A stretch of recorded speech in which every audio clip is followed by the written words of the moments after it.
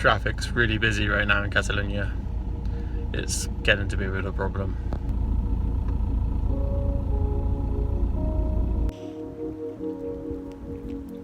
Just chilling in the olive grove parking. It's pretty good. Nice view.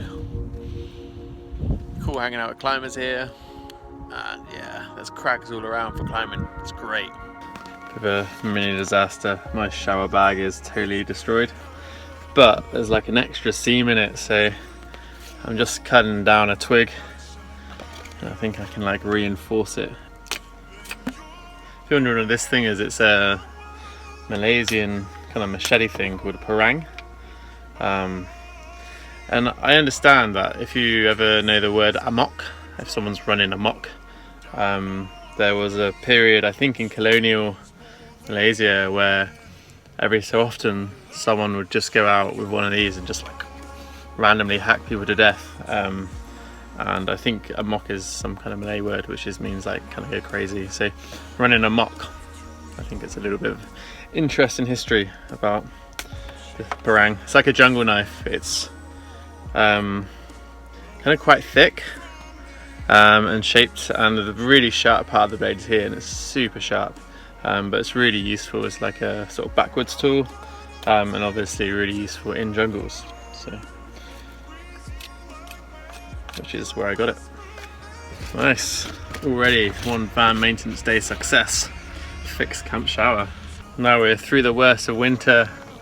The camp shower really comes into its own. You know, a day like this, it's just the early March, and if this is in the front of the car filled with water, got a really hot shower by the end of the day.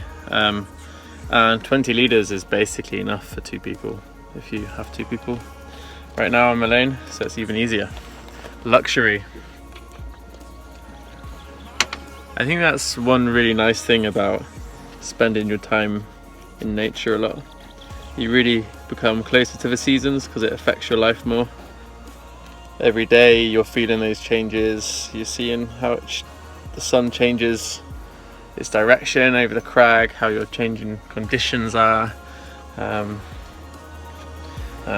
of course when the summer starts coming back, it's even better for your showering. Yeah, it's cool. I really love this life. Aim is to spend probably best part of the month training in this gym. Probably do like 2 or 3 days in the gym and 1 day or 2 days on the rock per week.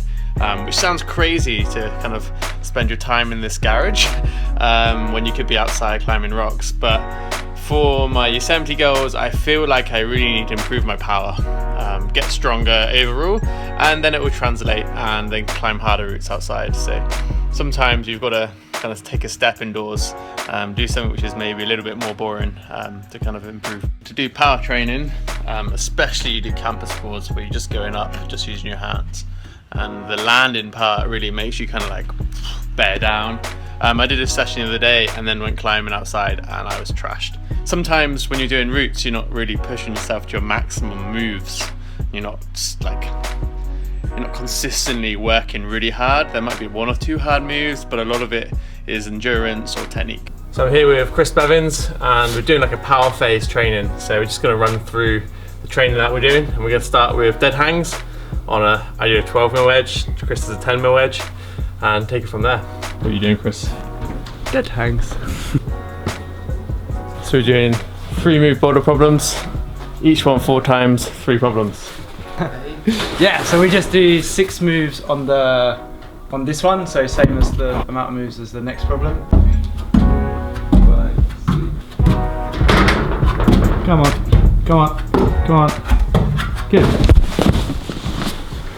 I feel like it's kind of hard to constantly feed people with van life excitement, because actually when you're kind of hanging around in similar places, it can be a bit hard to always try and make it interesting. So I might calm down a bit on the van life.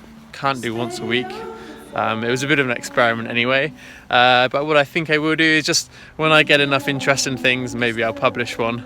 Maybe it'll be more like every 2 weeks or every 3 weeks, but then I'll have more content from my other projects anyway. And I just want to make sure that anything I put out is actually interesting or has some valuable content.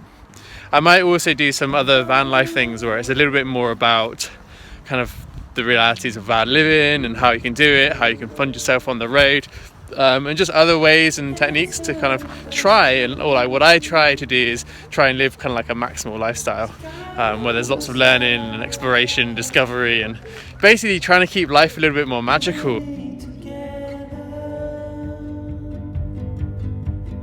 Where